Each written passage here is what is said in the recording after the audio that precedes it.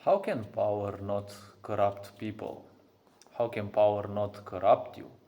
Well, a very interesting question, one may say, but the point is there is a quote that a lot of people have gotten used to, that power can corrupt the strongest of people and even the best of the people.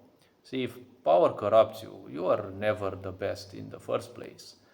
See, power, in order to corrupt you, you need to either be mental based or mind based, let's say, or emotion based, because power, just like any other concept, needs to root itself into you so that it becomes powerful over you. No concept becomes powerful over you ever. It's just that you find a certain comfort in those. And when you start investing in that, it becomes your comfort zone. And then it has a control over you. And other people can have control over you because the moment you are even threatened to lose that comfort, you're gonna do anything or want to do anything just so that you don't lose it, right? Society does that from time to time. So, in order for power to easily overwhelm you, first and foremost, you need to be very wounded, right? You need to feel defenseless at least once, or even once it is important if it is a very traumatic experience where you feel useless, hopeless, worthless, and as such. And the event, if it is deeply impactful or deeply impactful enough, you will carry that as a very great burden, as a very great uh, weight in your life. Most likely, you'll also constantly invest emotionally into that. Once you have experienced something like that, well, maybe you think you have gotten over it, but the moment you will get wounded again and again afterwards, right? The moment you get some power, instantly you will feel that you will have an impulse, right? An urge to make use of that power, right? And you will not use it wisely. Yes, that impulse is not to use the new power that you have been given wisely, right? The impulse is to fuel all of your hurts and the such into, right, the worst decisions you can make, and in the end, let's say, abuse the power that you have been given. See, in order for power to take hold of you, to control you, you need to invest a lot into thoughts or into emotions. Because power, in the end, if you are beyond the mind, if you have transcended the mind, you know you have agreed in this life to follow a certain purpose, right? Karmically, you will have some tendencies in life towards certain things, and you are not obliged to necessarily follow those. Yes, you can do anything that you wish, especially if you are a conscious being. The more conscious you are, the better things may be in a way, because when one moves into awareness, they will move away from impulses of the physical body. And the mind itself, what we humans call as the mind, will have less of a prevalent impact on you. Because once you start realizing that concepts are just human creations, they're not ultimately important, because you can look at the things around you without labeling them in any way, shape, or form, right? That is why a lot of weak people become slaves of the mind, because they can't live their fucking life if they don't have a label for anything, right?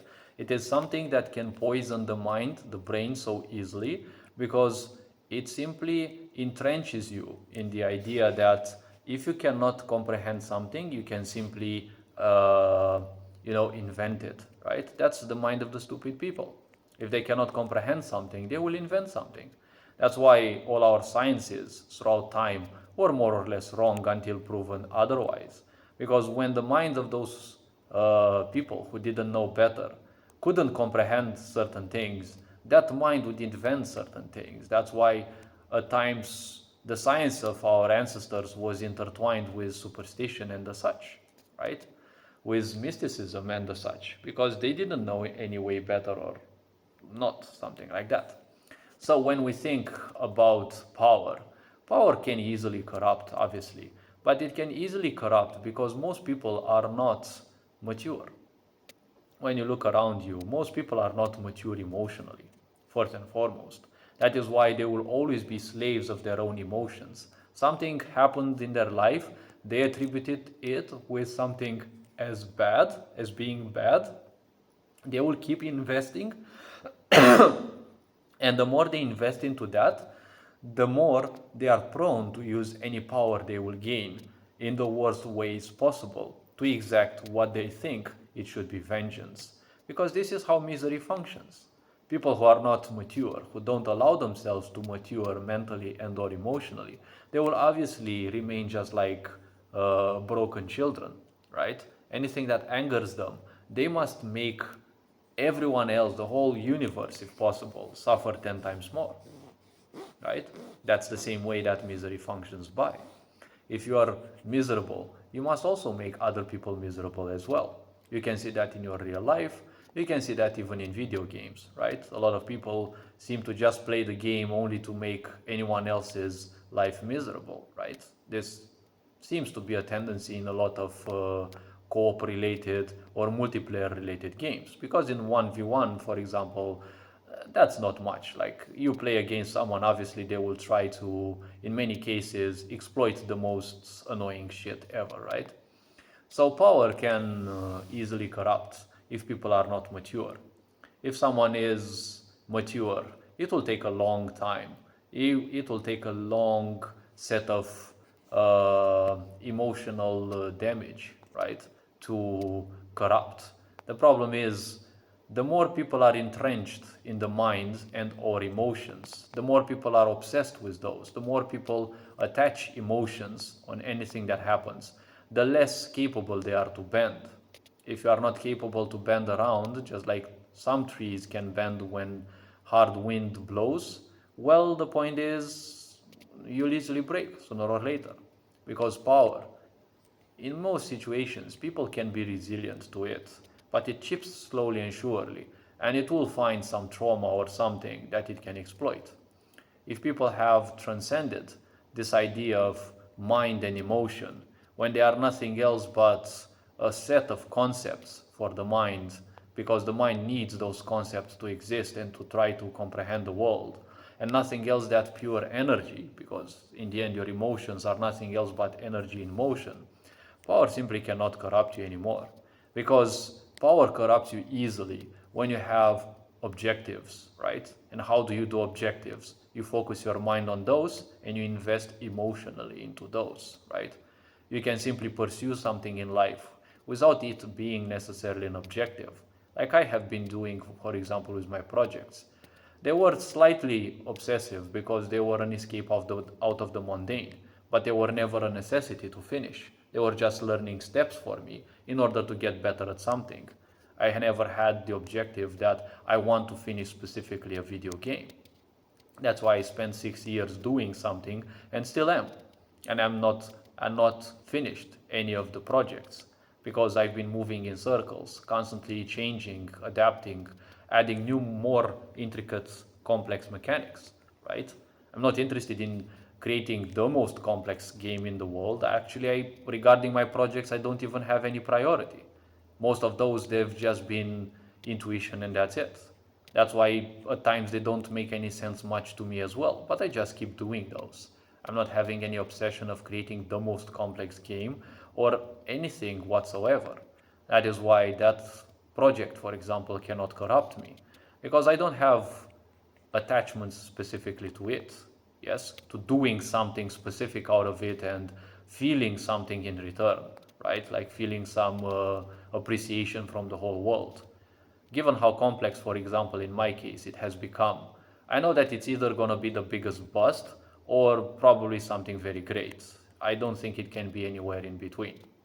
So the point is, if you don't make an obsession out of that, power cannot simply corrupt you because you have reached a place through something that you haven't invested much in. People will not be able to make much use of it against you. Because if people are to turn something against you, but you're not mentally and or emotionally invested into it, it's just yet another provocation, right? It's not something that you consider your child, your most dear creation, or something that, just like those people are when you misgender them or something and they just explode because you have pronounced a certain word, right?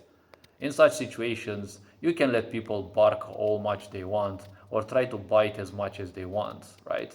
In most situations, they will usually be beyond your reach because, well, you will be actually beyond their reach because you have reached a place where emotions and feelings and thoughts simply don't matter that much to you. You're just making use of those to try to make yourself understood. In such very few cases, yes, power cannot corrupt.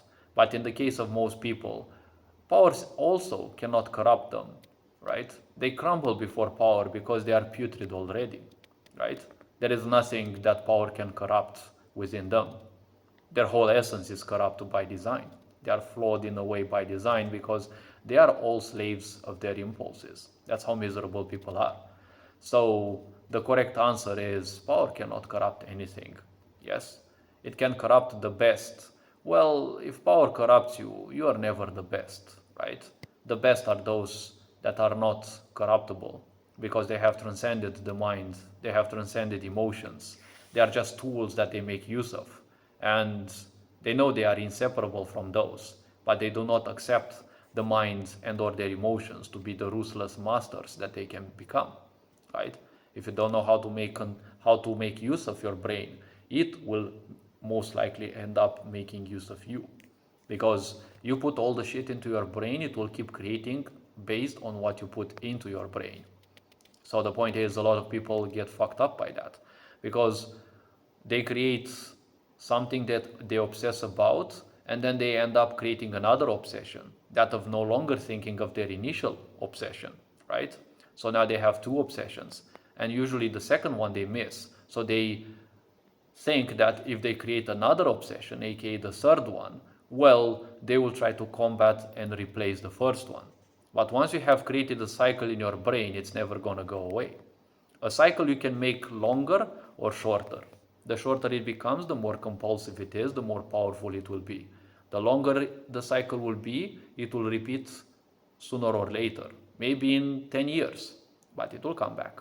That is why a lot of people go through certain thoughts that they had in their childhood or some thoughts that they had in their youth. It's, 10, 12, 15, 20 years have passed since then.